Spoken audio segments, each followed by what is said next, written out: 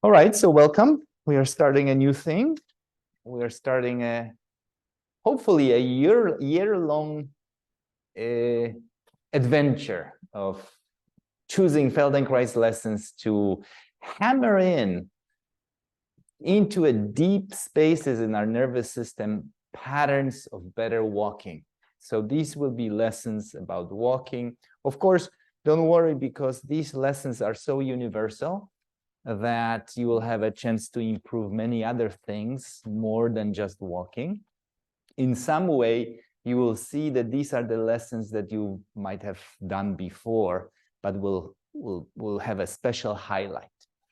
However, I know that a couple of you asked me about my competition, so to get that out of the way, it didn't go so well. I came 10th.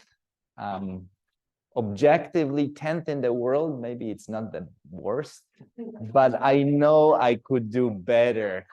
I know I could do better, and it was quite disappointing for me. But back to the training. New season started, so we're back to square one. Anyhow, I want to share with you a little bit the process, because this what we're embarking now together is an outcome of the special focus course that we just completed, called Incredible Walking. There was 5 sessions, 30 days of training in walking. And after the 30 days, I thought, like, oh my God, this could be like, we could have a year, because I'll show you. These are my notes. The process of coming up with lessons is easy, but what to cut out is super difficult. So I actually counted for myself, just for the foot that we will do for the next 3 or 4 sessions. I had 49 lessons. I narrowed down to the first lesson for today. I still have 14 lessons about toes that I have to kind of come up with which lesson will be the best one to teach, because the resource is enormous. Some of these lessons are repetitive. Some of the lessons, like, let's say, interlacing toes, Dr. Feldenkrais created and recorded maybe 3 or 4 different options of those.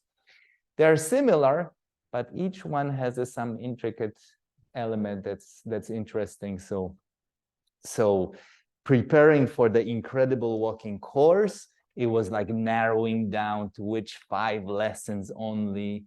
And now at least I'll have a full year, so we can just dig in a little bit deeper. But don't worry, we won't do 14 toes lessons in a row, although some of you might love it. So anyhow, let's start. There will not be a lot of theory, although I cannot stop myself. I love theory. Good theory is so practical. So I'll share with you some anatomy stuff. Start by standing up. Stand up. Today, we're going to work with our feet and ankles.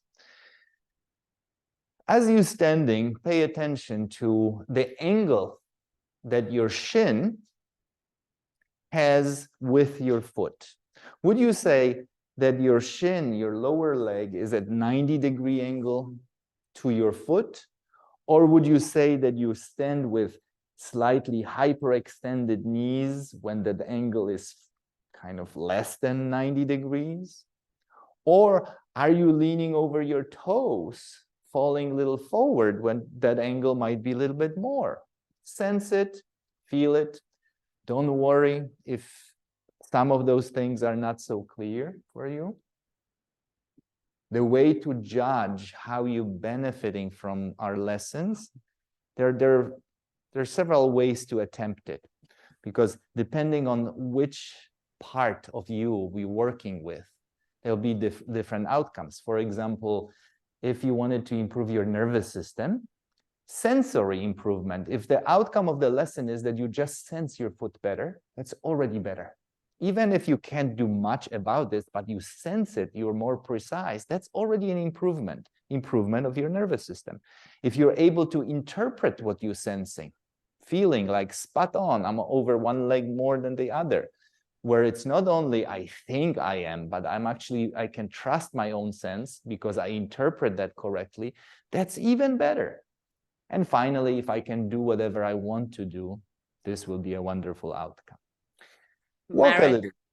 Walk in the room. Yeah, Hanya. Next time when you talk about angles, can you explain how you measure them? Because I'm always looking at the wrong angle. Okay. There are two angles. I'll think of that question. I'll think of the question.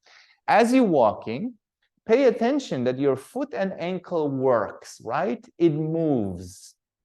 And your foot basically flexes and points down as you're walking. Can you sense that? As you're walking, when is your foot dorsiflexing, where the toes come toward you? When is the moment? One moment is as you're about to strike the floor with your heel, right? Let's stop for a moment and let's make this motion first. Heel is about to land. Most likely your foot is flexed. Your ankle is what we call dorsiflexed. Effective dorsiflexion makes your leg longer, so you don't fall on your foot, but you can elongate that and accept weight without falling. So this is one place when your foot flexes. The other place when your foot flexes is as you're traveling with your shin actually moving forward, forward, forward. The maximum dorsiflexion will be right before your heel takes off. So keep on walking and listen to these two moments. One moment of your right foot when you're about to kiss the floor with your right heel. And the second moment where the foot dorsiflexes is when your shin travels forward. Some of us have the difficulty with dorsiflexion, and we may cheat by out-toeing, by raising heel very early, by pronating, by dropping the arch of the foot into the floor. We could even do something like, I'll demonstrate for a moment. Some of us, when you don't have dorsiflexion and your shin needs to travel forward like this, right? It needs to, in walking, it needs to come forward like this, or let's say squatting. The shin needs to come forward. If I don't have dorsiflexion, very often people lurch forward like this in walking. So the shin stays behind, the knee is hyperextended, locked backward, and I'm lurching in, and the person will walk with this kind of pattern, right? Keep on walking and listen to how your shin travels relatively to the foot. And then move your attention to the left. Feel one point when the heel strikes the ground is where your foot flexes. The second one is when you're traveling your weight over your left foot and you're moving forward. Feel, do you allow your shin to lean forward and bring your weight, propelling yourself forward? Great. Lie on your back, please. And don't worry if you felt it or didn't feel it, you were more confused. We'll have the whole lesson to illuminate. Lie on your back.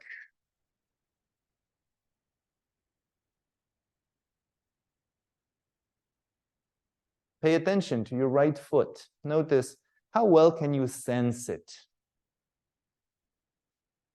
How well can you sense 5 toes of your right foot? Go toe by toe. Most of us will notice big toe, fairly easy to sense, unless there is numbness or tingling. The second toe, still pretty solid in your perception. And as you go to the third toe and then fourth toe, our sensory processing gets funny. Can you sense it? At fourth toe, it's fuzzy.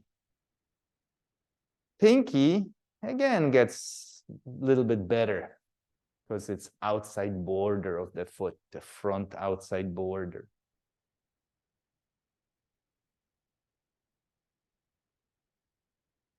And then move your attention to your left foot and feel how the left foot is lying on the floor. Your left heel is touching. What part of your heel? Would you say it's the outside edge? For most of us, when we rest, the feet are more open, the toes are more open than in standing, and it's perfectly fine. That's how it actually should be when we are resting on the back. Notice each of your toes of your left foot, big toe, how well sensing it. Where is it pointing? Second toe of the left foot, can you identify it? Third toe of your left foot. The fourth toe of your left foot.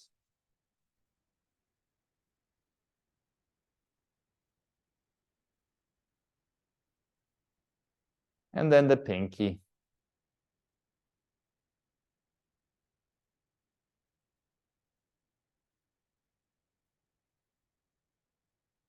Now expand your awareness to the rest of your body, not only your feet, but feel your shins, the calves, how they touch the floor. Would you say there is more weight on one side? Would you say one calf is resting more fully on the floor? How about the backs of your knees? Are they on the floor? Do they feel like they're hyperextended, a little bit uncomfortably overstretched? Or are they hovering off the floor?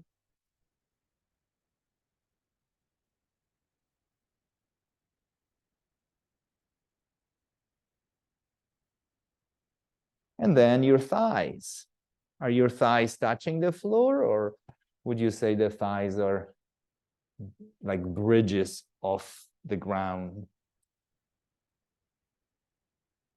Maybe one side feels closer. This will show us some tendency that maybe your pelvis is maybe rotated a little bit, oriented toward one direction. Notice your pelvis, your buttocks, how they rest.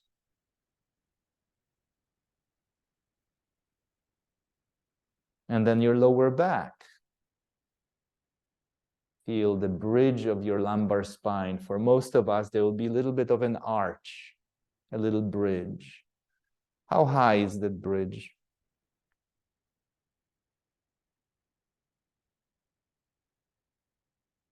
And then compare the two sides. The right side of your lower back, like your right kidney area, the right soft tissues of the back.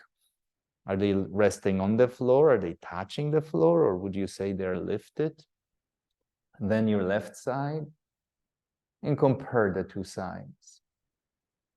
We learn by comparing, by attending to sensation on one side, attending to the other side, trying to make a distinction between the sensation of each side. Maybe one side feels contracted.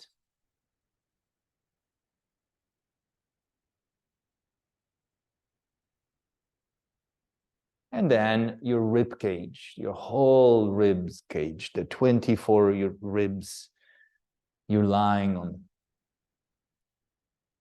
How many of them would you say you feel you interacting with the floor? We pressing, you relying on the rib resting, giving you good support, sense of contact.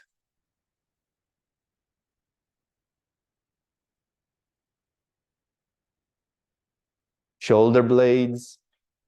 Would you say one shoulder blade feels flatter, closer to the ground?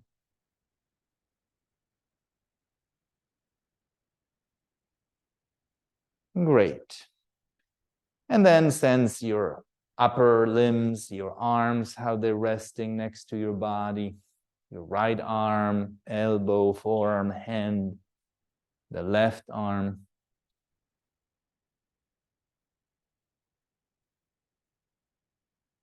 Sense position of your head. Is the head lying in the middle, or would you say your head is oriented a little bit to the left or to the right?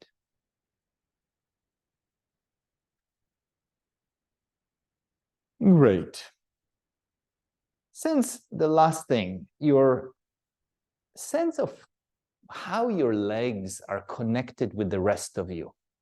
Working with people with injuries, I often hear people say, like, I feel disconnected. I feel the leg is not connected, or it's kind of like foreign. It's like separate from my body.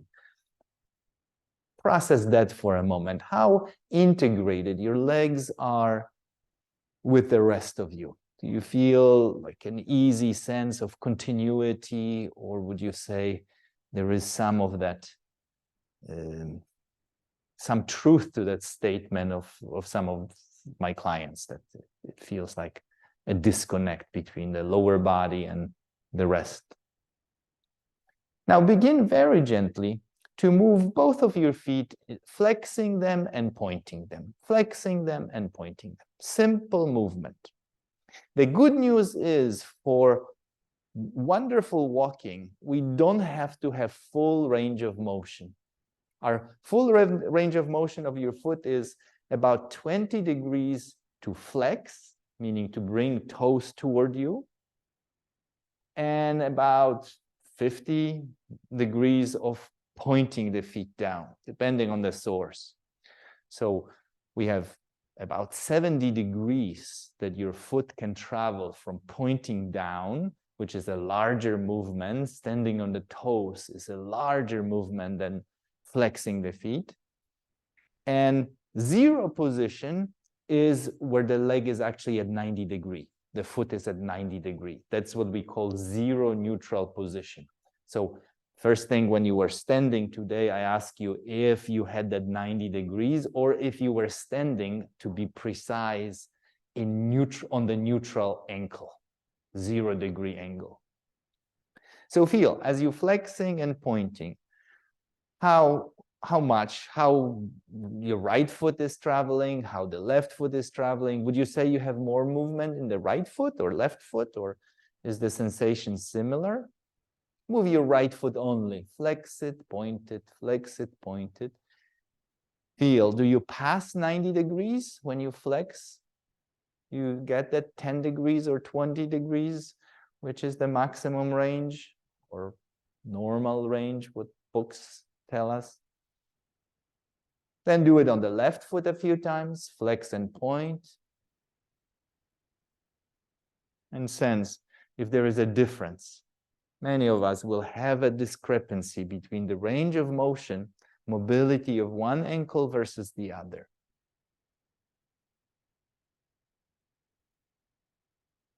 And like I said, for walking, we actually need only 10 degrees of dorsiflexion.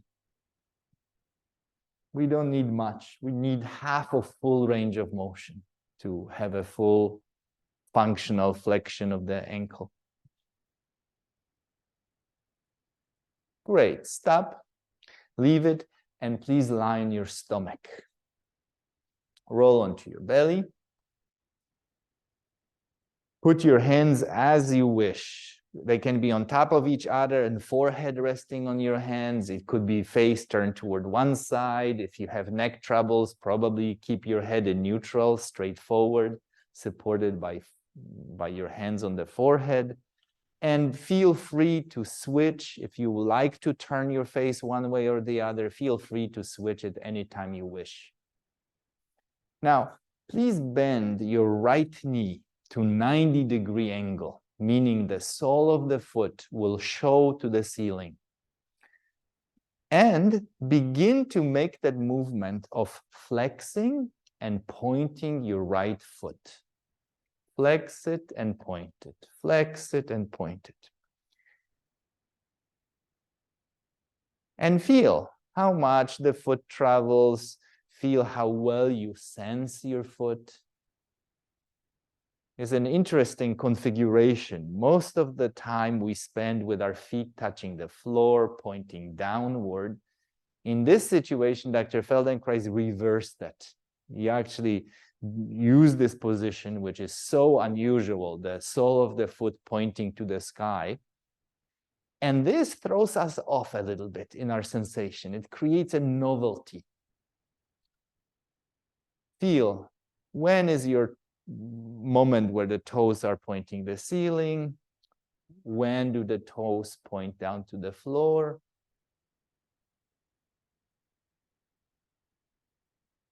I remember my first experience of this lesson. I hated it. I didn't know where my foot was. I had to turn around and look at my foot because I don't know where my toes were.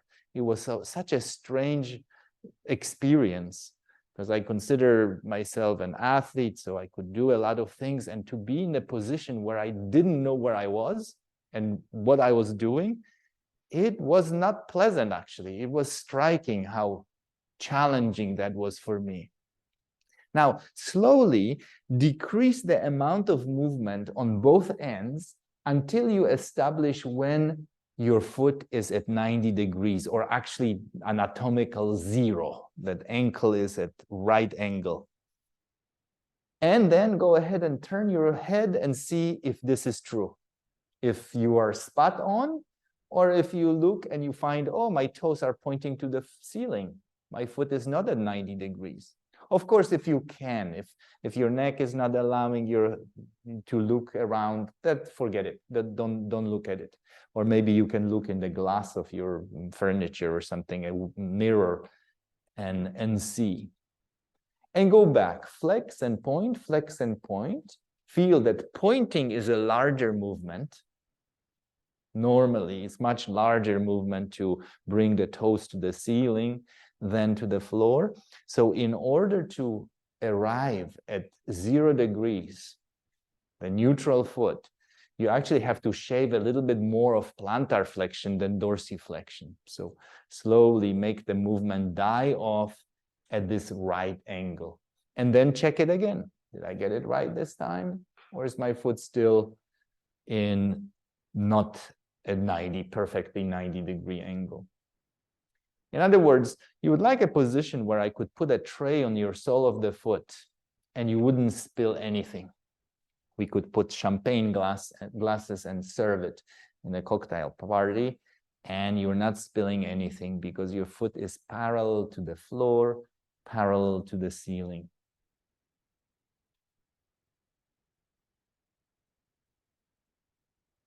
Good. Stretch out your leg and rest, please.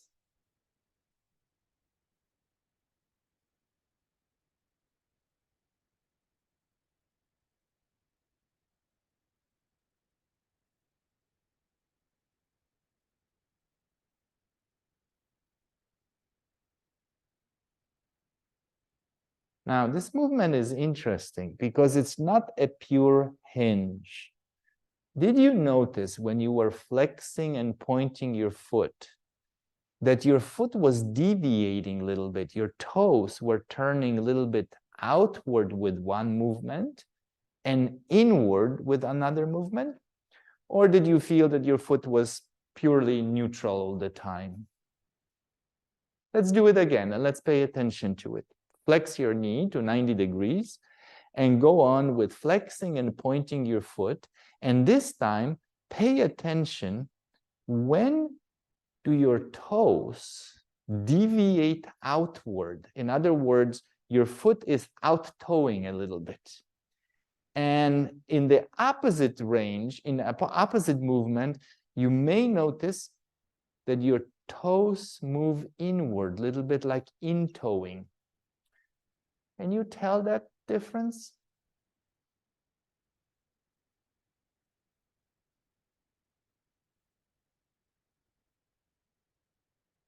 Maybe yes, maybe not. Don't worry if you don't feel it. If you think like, my foot is in neutral all the time. When I go up, when I go down, it stays the same.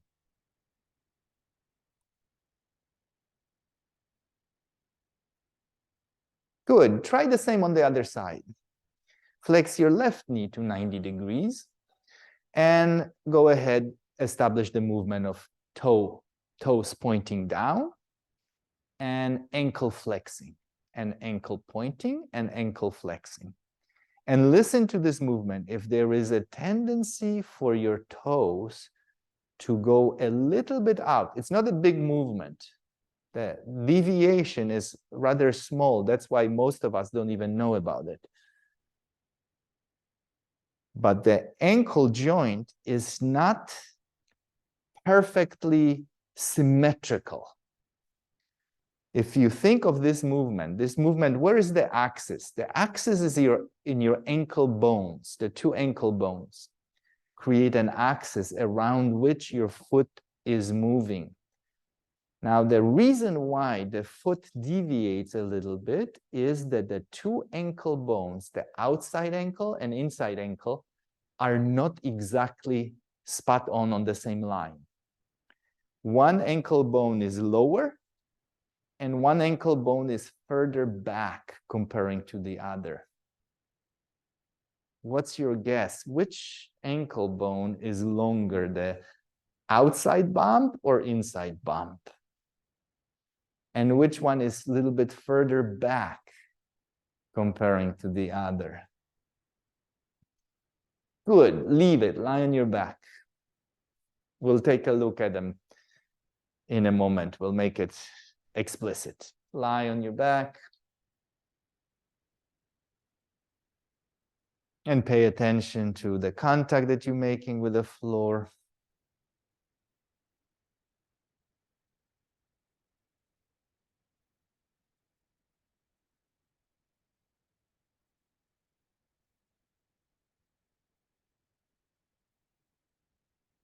Observe if anything is different, if your legs feel longer or flatter or closer to the ground.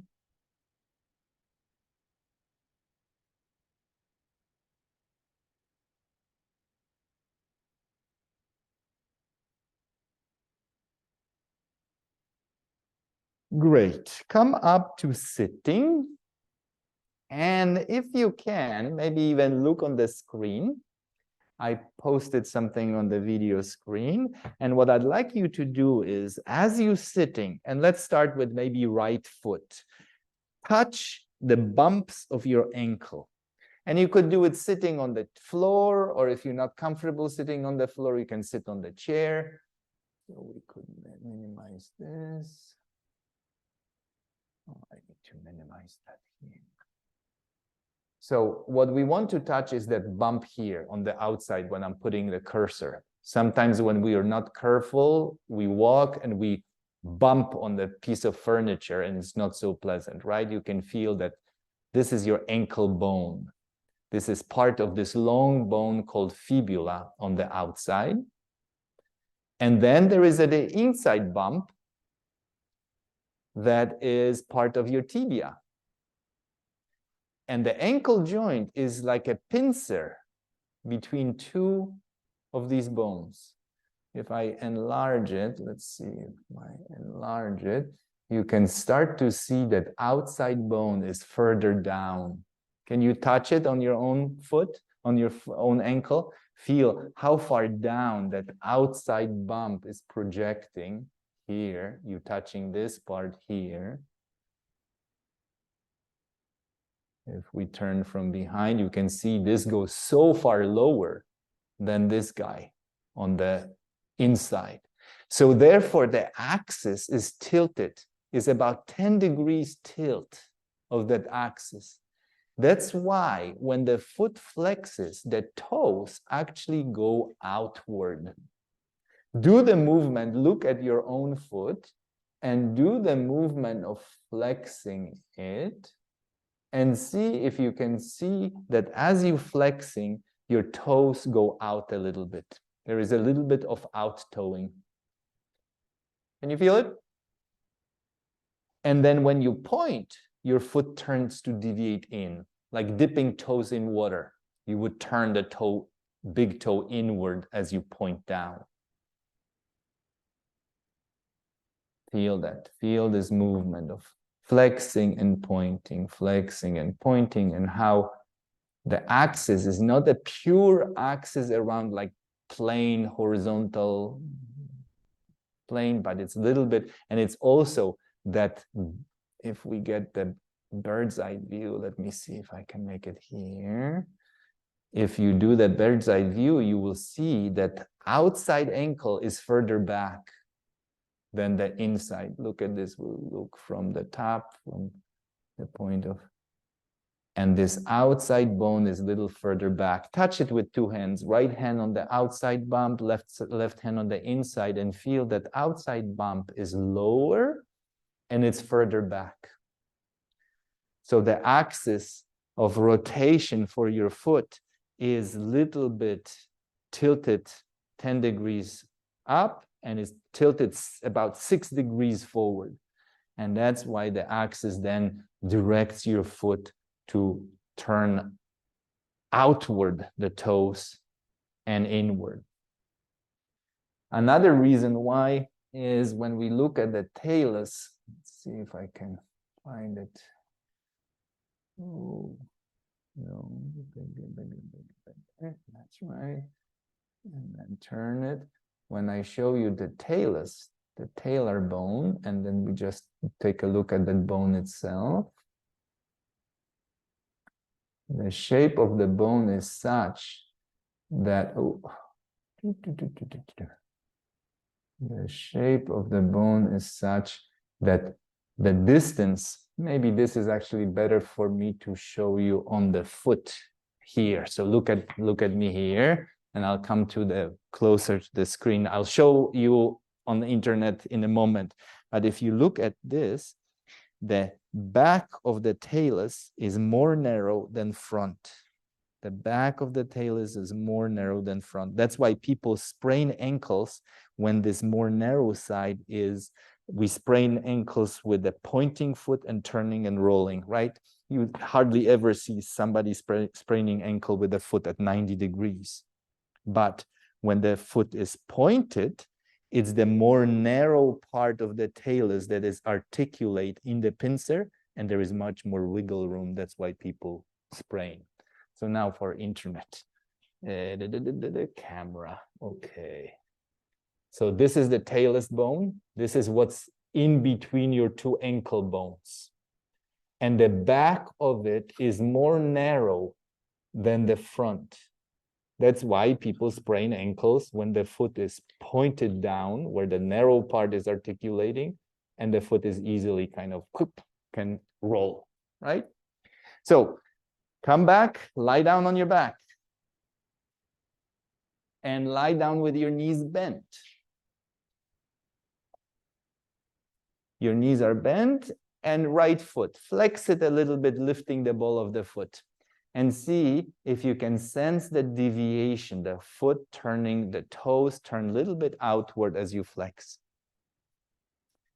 Another thing that may be very interesting for some of you is to realize that what do you use to lift your foot?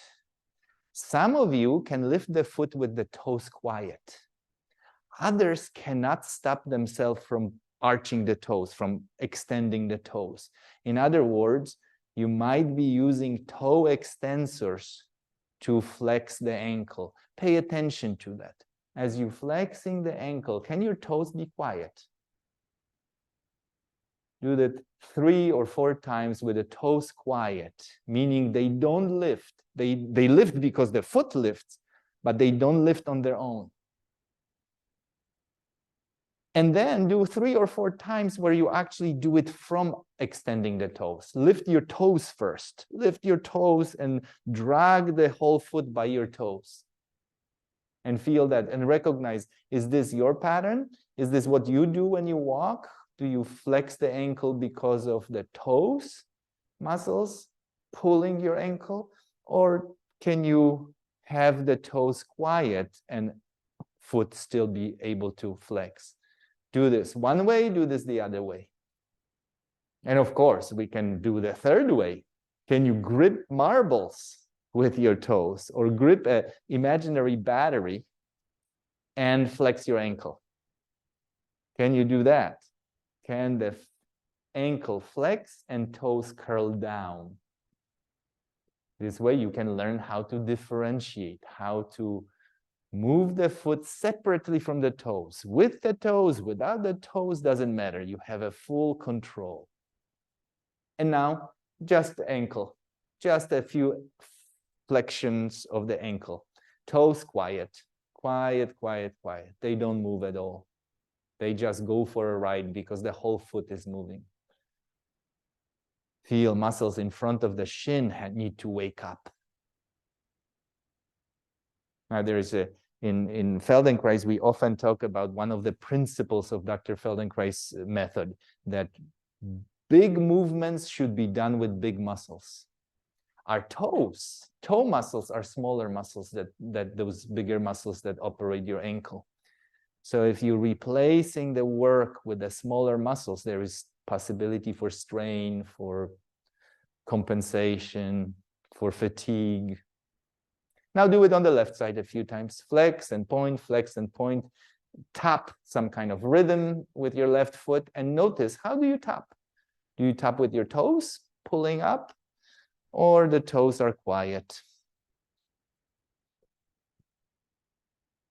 Do a few movements with the toes pulling up when they really lift up, and think of what that feels like.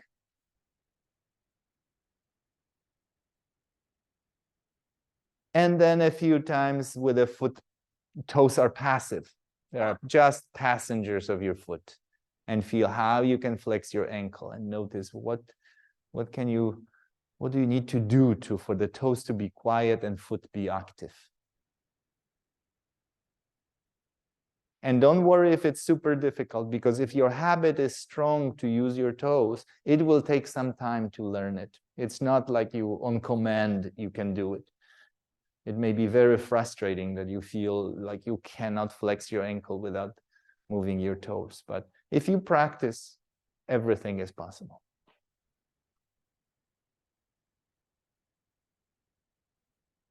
Good. Leave it alone, stretch out your legs, rest a moment.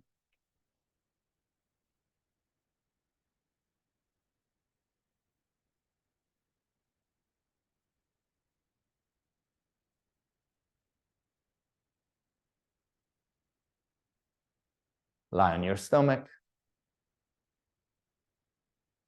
Bend your right knee. Bring your knee to 90 degrees, sole of the foot to the ceiling. Go back to flexing and pointing. Observe, how much do you use your toes to flex your foot? Can you not use your toes? Even if it means doing less movement, that's okay. Can you feel how the front of the foot deviates a little bit outward when you're flexing, when you're bringing your toes toward your shin? Can you feel the toes go inward a little bit as you point, as you bring the toes to the ceiling? In other words, our ankle is part of pronation and supination of the foot. Even though the majority of pronation and supination happens in the lower joints, not in the ankle joint, but subtalar and the joints in the middle of the foot, bones there moving to either lift the arch or collapse the arch. That component of foot flexing goes with actual pronation, because the foot everts at the same time as it flexes, and foot inverts as with supination, as with catching something with your toes when foot points. Can you feel that gentle movement as you're flexing the ankle?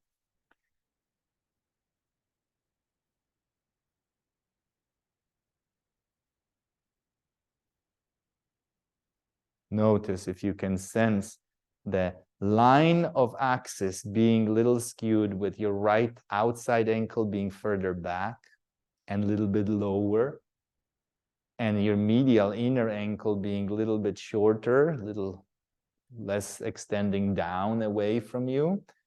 And also it's physically a little bit in front. So the axis is at the angle. And that's why that foot turns a little bit out when you flex and turns in when you point. Make a movement a little faster, a little simpler. Back, forth, back, forth, back, forth.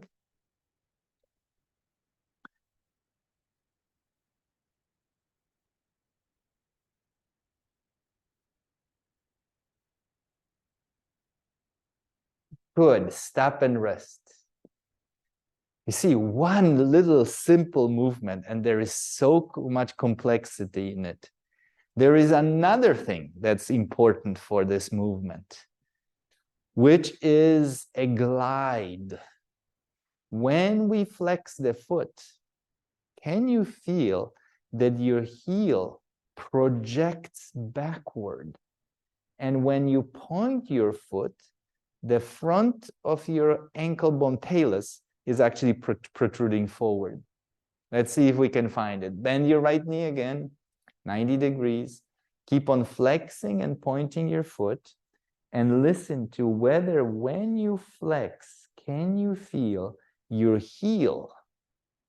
If you had spurs in your shoes, in the boots of your shoes, can you feel when you flexing your foot that spur is projecting further back?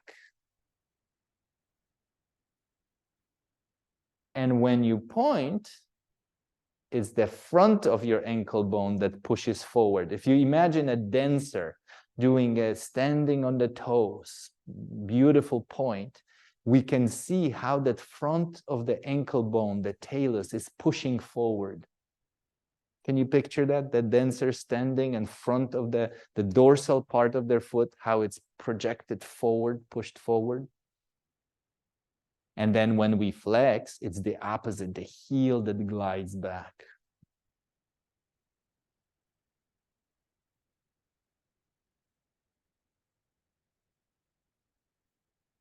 Come back to sitting, please. Bring yourself up to sitting. It's actually quite important, so I'm going to keep on drilling.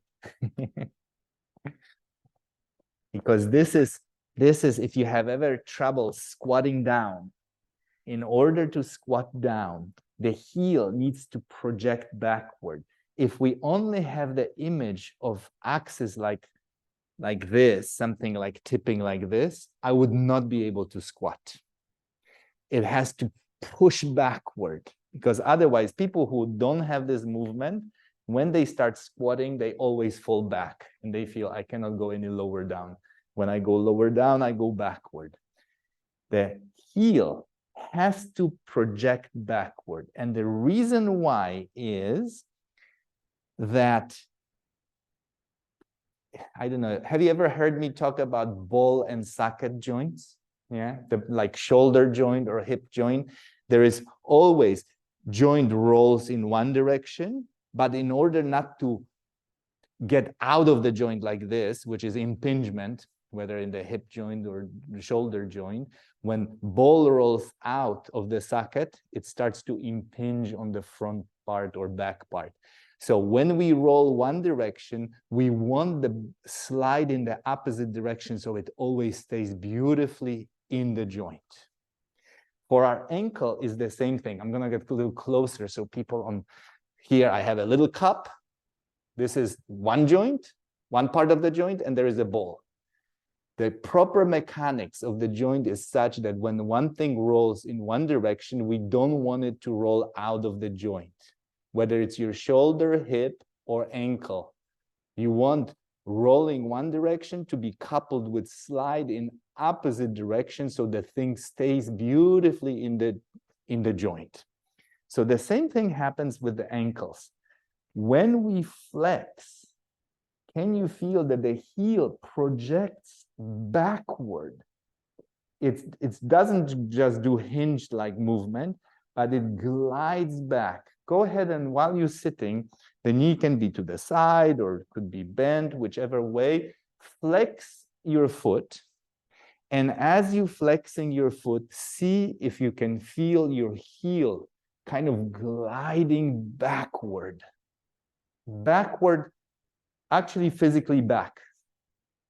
And when you point, the front part of the foot, this part of the foot, the actual talus, the front, when we stand, when I was talking about dancers, you can see the talus pushing forward and the dancer standing beautifully on the toes.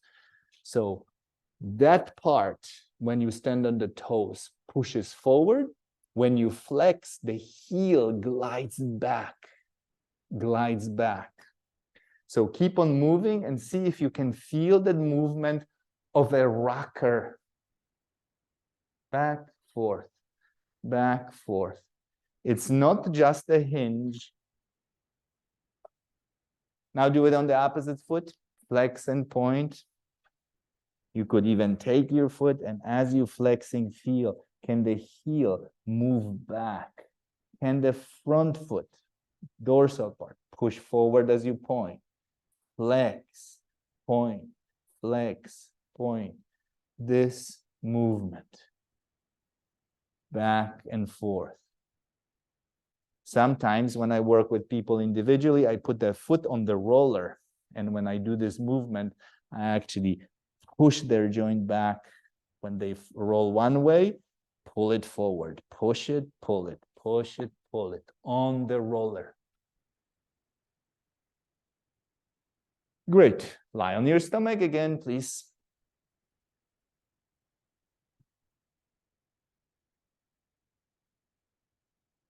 Bend your right knee one more time and do the movement of pointing and flexing your foot.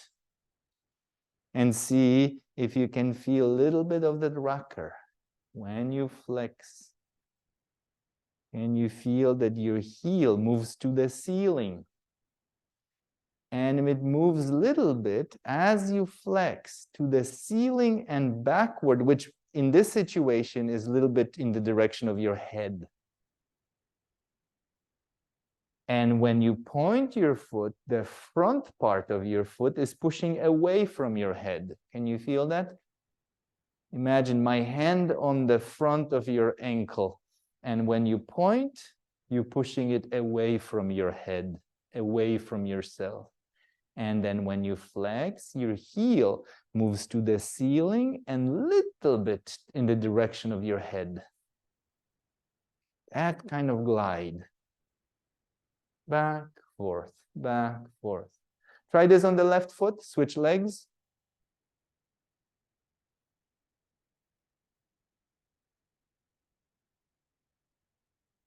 Switch your legs, that's right. Flex and point. Become aware of movement of the heel. The heel pushes a little bit to the ceiling. When the toes, it's like a seesaw, right? The seesaw, the toes go to the floor, heel to the ceiling. And then toes to the ceiling, heel to the floor. And in addition to being a seesaw, it's kind of a seesaw that moves.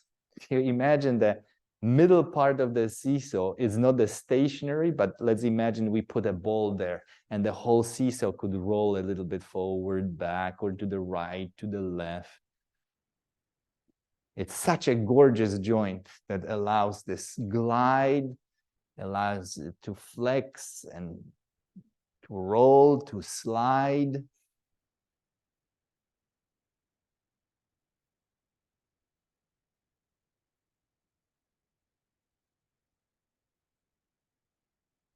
Perfect. And stretch out your legs, rest a second.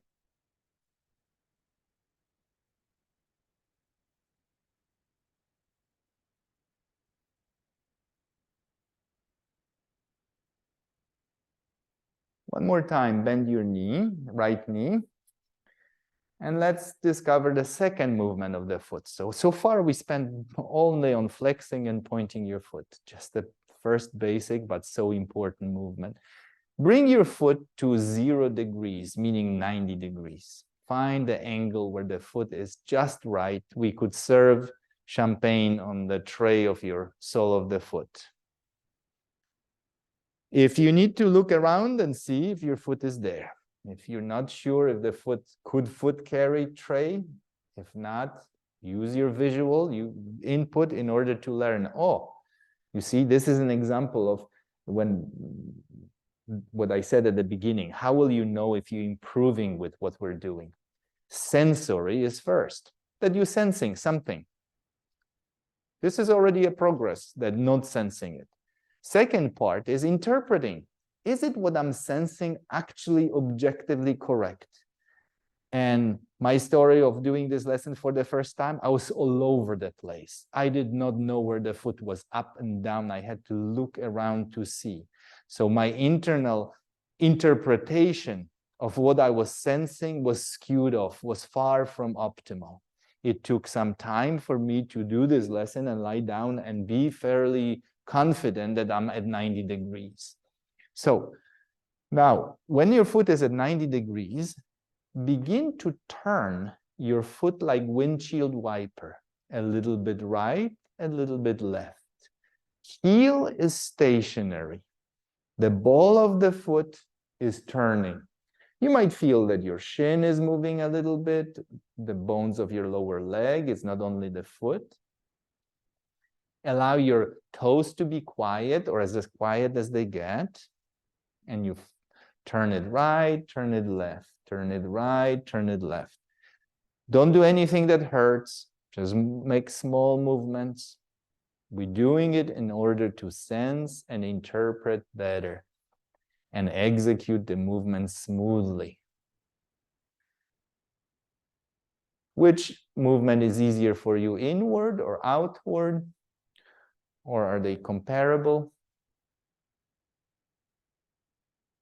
Good.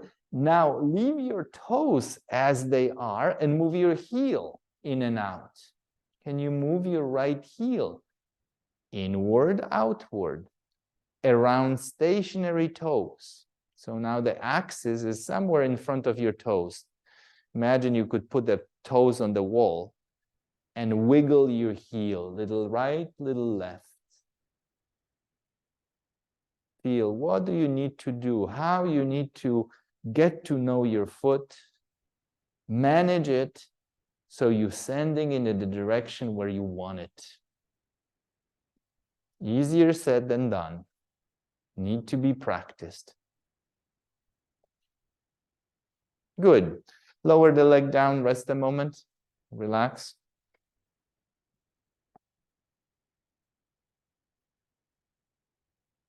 Let's simplify that a little bit.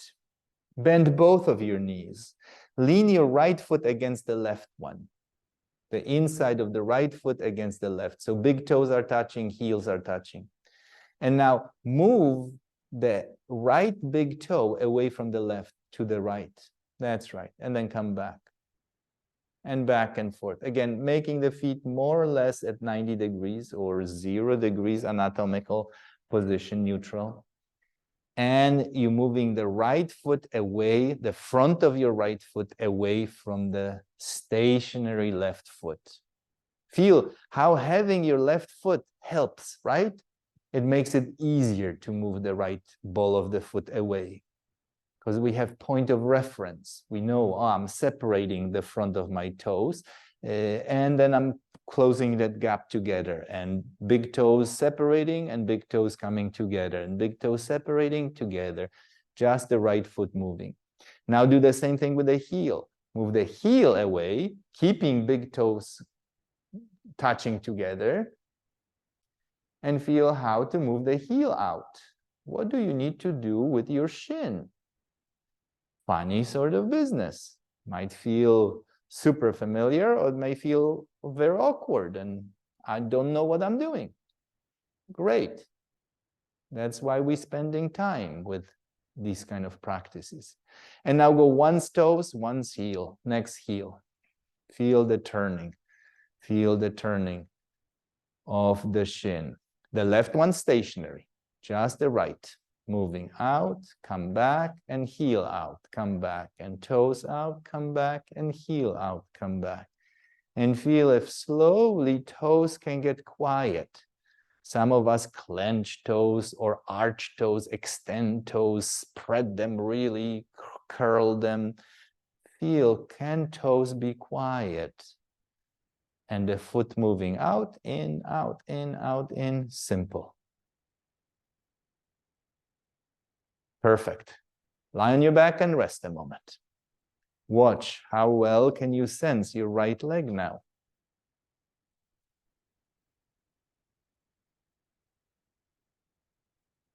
How long your right leg is. How connected with the rest of you the right leg feels.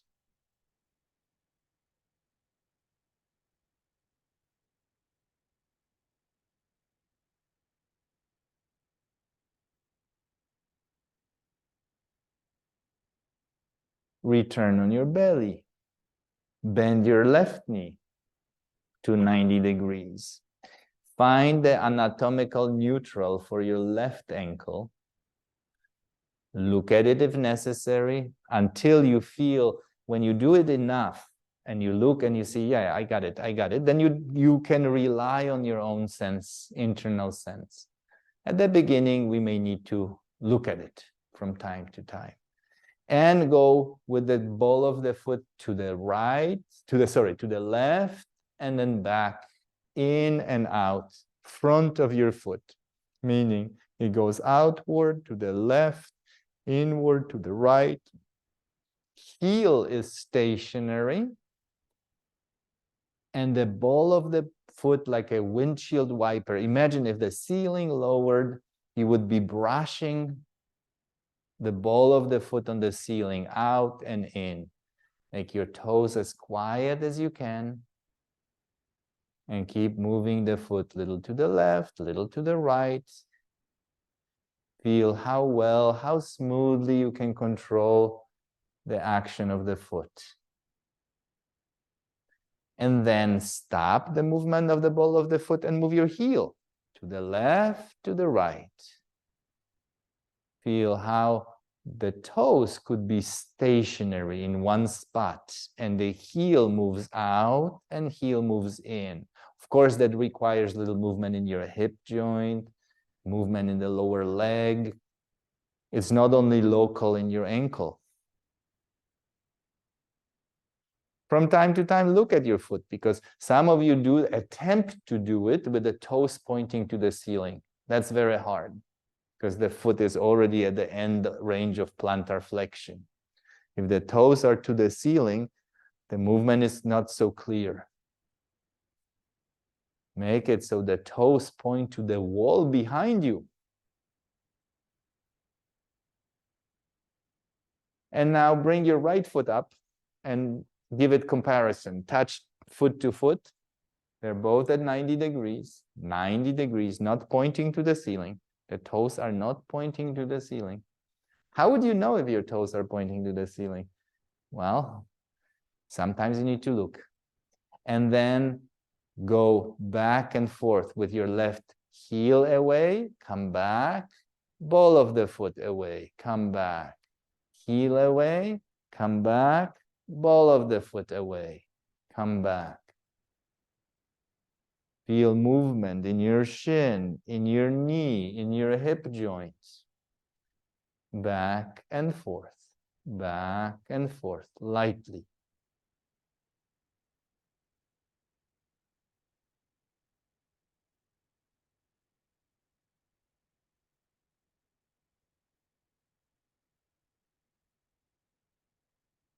And now do this without your right foot.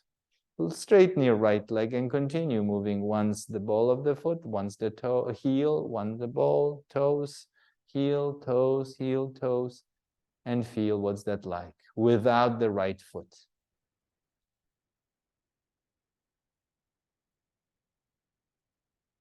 See if you can get a little bit clearer now. If you actually can trust your sense.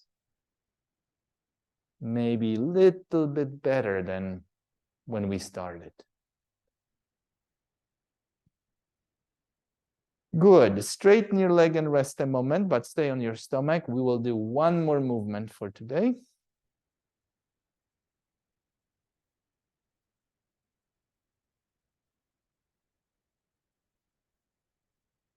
And now bend your right knee, please. Put the foot in the anatomical neutral, meaning 0 degrees or 90 degrees to your shin. Sole of the foot is showing to the ceiling, perpendicular to the shin and parallel to the floor and parallel to the ceiling. Now begin to rock the foot, the borders of your foot. Lift the inside border while the outside border goes to the floor, and vice versa. Outside border goes to the ceiling, inside border goes to the floor. Think if you had a ski attached to the foot, You're going on edges. One time's outside edge, next time inside edge. Toes as quiet as you can make them. The foot is not turning right and left. Think the ski is in its direction. The ski doesn't travel right and left. It goes only on the outside edge, inside edge, outside edge, inside edge. Feel, how can you find this third movement in your foot and ankle? This one allows us to navigate uneven terrain. When you're walking on the grass or on the stones, on the riverbed, your foot needs to be able to adapt to different terrain. Outside edge, inside edge, outside edge, inside edge.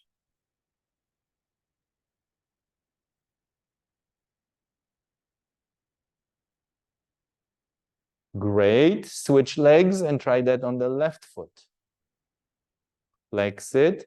Bring your foot to anatomical neutral, because when the foot is pointed, it's very difficult to find that movement. Think you standing on the ceiling. Ceiling came down toward you. You standing on the ceiling and you go edges out, in, out, in, out, in.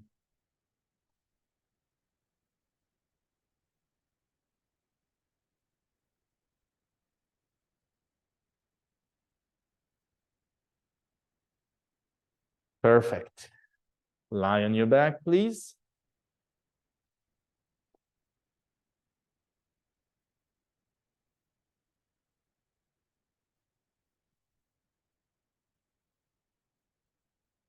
Feel contact that you're making with the floor. Feel how familiar your feet are.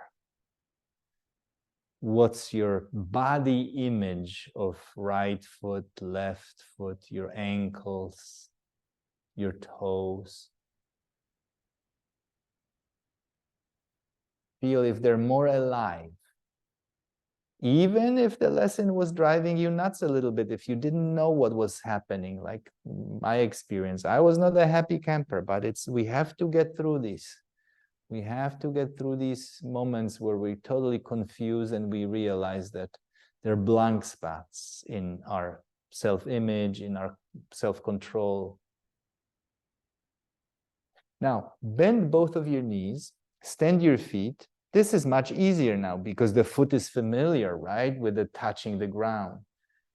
Feel how obvious the movement of flexing your foot is, like lift your ball of the foot and toes. Lift, lower, lift, lower, lift, lower, up, up. Maybe also lift your heels, unless you feel crampy in the calves, then just do the first part and feel. This is simple, flexing, pointing, nothing to it. Now, second movement, windshield wiper. Move around your heel. Turn the balls of the feet either toward each other and apart or in the same direction. The foot is parallel to the floor and you brushing the floor. Imagine there was sand underneath your feet and you want to spread that sand evenly, right, left, or paint the floor with the ball of the foot and toes. So this was our second movement. Then we move the heel, plant the ball of the foot and move your heels like the dance, like let's twist again, right? You're moving the heels a little bit apart, together. Or if both heels, skiing kind of heels out to the right, to the left, to the right, to the left, plop, plop. Now the third movement, going on edges. Lift inside borders, lift outside borders of your feet. Again, you can do both together or both in the same direction, whichever way you want. Just do this and feel, of course, I go on the outside edge, I go on the inside edge, I go on the outside of the right foot, inside of the left foot, or vice versa. Nothing to it, simple. And please come up to standing. Roll to your side, bring yourself onto the floor, into standing position.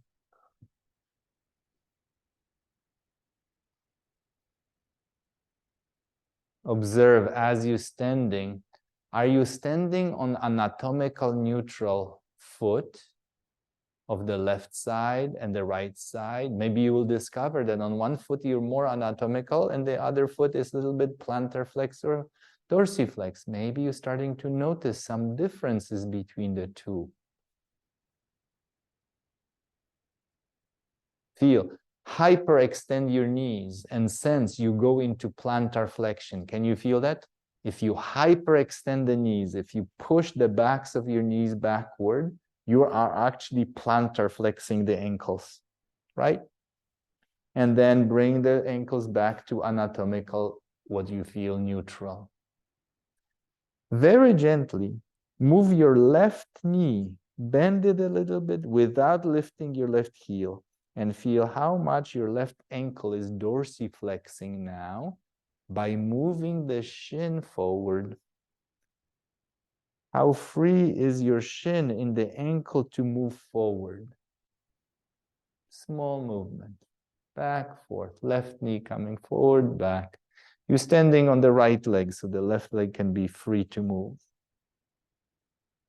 Now do the same on the right side and feel, can you sense? One side is not so clear. Feel. Although very likely that both are clearer than an hour ago. Switch, go left a few times, bounce it a little bit, flex, straighten, switch legs, right side. See if you discover that one is maybe a little bit delayed, a little bit hesitant. Now walk in place like this. One shin, the other shin, one shin, the other shin, one shin, the other shin, blop, blop, blop, blop, blop. Feel what's that like? 1, 2, 1, 2, 1, 2.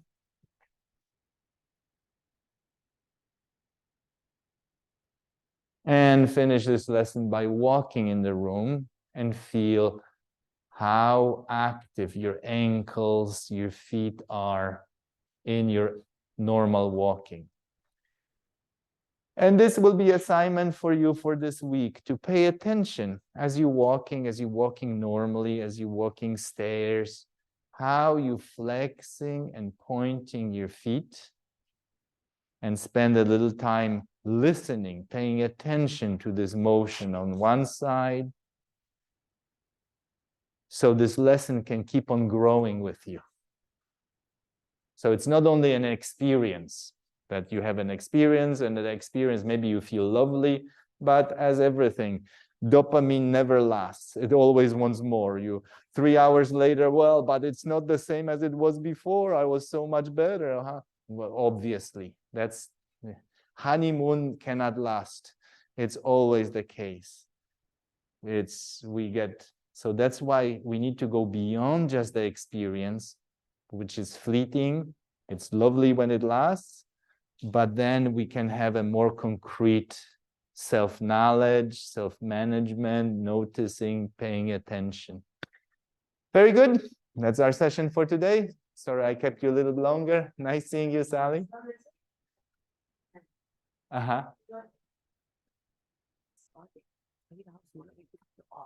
That's right. That's right. That's why when I saw your email, I was like, oh no, it's a bargain. Figured out, like, okay, like I just didn't understand the email. I'm like, okay, so is this, that? And then when you, I was like, this is great. No, it's like we want to make it so that people would just see the benefit of this. Thank you so much. See you. See you. Very good. Any questions from the audience, from the internet? Let's see if I raise volume. I hope I can hear you. Yes, Marek. Very interesting. Hi. Okay. Good. Very interesting. Nice.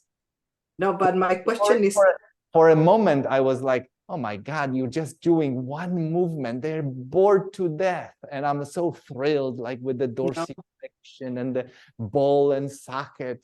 Because when I think of these things, it's phenomenal.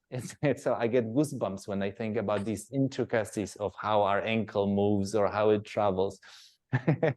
So tell me if it's too much. no, it's great. But Marek, I have a question. Yeah. So we're not supposed to move our fingers when we walk? The The toes, toes. sorry. Toes. I'm not saying we shouldn't have them moving, but I'm telling you that for some people, the movement is so dominant that the ball of the foot actually doesn't lift, but just the toes bend, and you see the toes like overpowering. And the problem with this, that the toe muscles are smaller, are thinner. They cannot be as powerful as the tibialis anterior, the front of the shin muscle that should be. So sometimes it's if you find that your toes cannot stop but helping, it will be better to start to make it a little bit smaller and try to make it so it's quieter. Yeah, because I do that, you know, I move the toes. I know that when I walk, I lift the toes. You're not the only one. You're not the only one. So I was puzzled when you said that, you know, we should use the tibialis more. So I was thinking, how can I tape the toes down or something so that I don't move them? You could, but use your brain to tape them. Make the movement so small that the ball of the foot just barely lift at all. Because if you try to make a big movement, then you will overpower with what you already know how to. So I have the problem and it's worse, Marek. Yeah. And I was thinking it's related to my hammer toes. Okay. Yes, of course. And if I try to do the movement so that the toes don't move, I actually have to use power to keep them down. It's very difficult for me to just say, relax and don't do anything. But I know that most of the movement is happening with the tibialis. It's not happening with the other thing. It's just that it's the reaction. Yeah. Well, we'll have a toe lesson, at least one. We'll see we'll see how you like if you like exploration. We won't just do 4 ankle lesson or foot lessons. We'll keep going with 10 or 12 or 15 of feet lessons. But with the hammer toes, it is the situation where one joint goes into hyperextension, and that joint is likely to help with the dorsiflexion of the foot. That will be, but I would say my recommendation will be to mix it when you do it lying down with difficult position, like lying on the stomach, to situations where you can see your foot. You could be sitting and put the foot. Yeah, that's what I was doing. Take your socks off and see whether you can move. Oh, you don't see my foot. Well, I was doing you that. can picture that you looking and you monitoring with your eyes whether you're starting to curl the toes and do that. Yes, and I can feel it because the muscles get it. But what I'm trying to tell you is if I really, it's very difficult to get the feeling of relaxation and that they because don't. You're trying don't to use the opposite movements to stop. I have to use the opposite movement. And the other thing that I noticed that was very interesting is when the first movement, the dorsiflexion, I was moving. I was not having the foot on the. It was having an angle with respect to the whatever the leg is, okay. But the angle was on the horizontal line, just like my foot when I'm walking, that it's a little bit too open. This also tended to happen. I had never noticed that before. Yeah, and sometimes it's from the hip position. The hip might be retroverted or anteverted, and then we either pigeon toeing or out toeing, and the difference is actually in the hip joint itself, not in the foot. But foot and leg also make this abduction adduction movement. Yes, I could do it in every position, but for the first time I noticed that it was not going in the right position, that I really had to think about putting it in the right position. You understand? Great. That was interesting. Great. But it was a wonderful lesson. I really appreciate all the explanation. Super. Yeah, Josephine. Yeah, I wanted to say that on my right foot, I have some arthritis there, and this workout was really helping it. Sometimes on my own, I started to do the, stretching the toes and everything, and I'm seeing how much more I have to do to help it get balanced with the other side. It was great. Beautiful. I did get a little kink on my hip when I did something, but then it bounced back. Beautiful. David, you're next. Yes, again, it was wonderful just to hear the explanation, the anatomy. I always on the right foot. I'm going to a foot doctor tomorrow because it's jutting out, and I thought, oh, it's the ankle, but now I see it's the end of the tibia. So now, just that you took the time to show how everything worked, and the glide was very. When you said one time, let it glide toward the back of the wall. Your use of language is just always helpful, because you always hit some image that you think, oh, I can do that. So this is just one long string of compliment. So Super. that's all. Okay. Thank you. Thank You're you. welcome. All right, Nikki, and then I have to go. Okay. Well, I will second what David said as far as the compliment.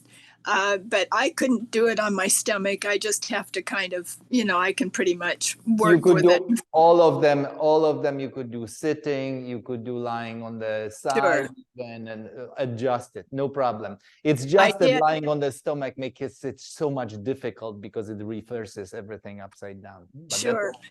One other thing, because of the complexities that I've had with having had hallux rigidus and, the fusion that's gone on and a lot of things, I can totally support you doing many more foot lessons and All right, not great. boring at all.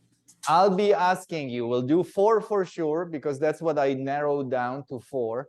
I have to not narrow down from 14 toe lesson to 1 toe lesson. So I'll do that. But if after 4 sessions you feel like we want to keep going with that, we'll do more foot lessons. The whole idea is that we'll have this whole year where we don't have to rush, and we can just slowly revisit something and do the lesson from the point of view of the foot, and then do something about the knee. And that ties to what we did with the foot, and just keep on linking all the parts of our body in it. So that's the plan. Our fearless leader. Thank you, Marek. Be well. Bye. I'll see you next time, next week. Bye-bye. Bye. Goodbye. Goodbye.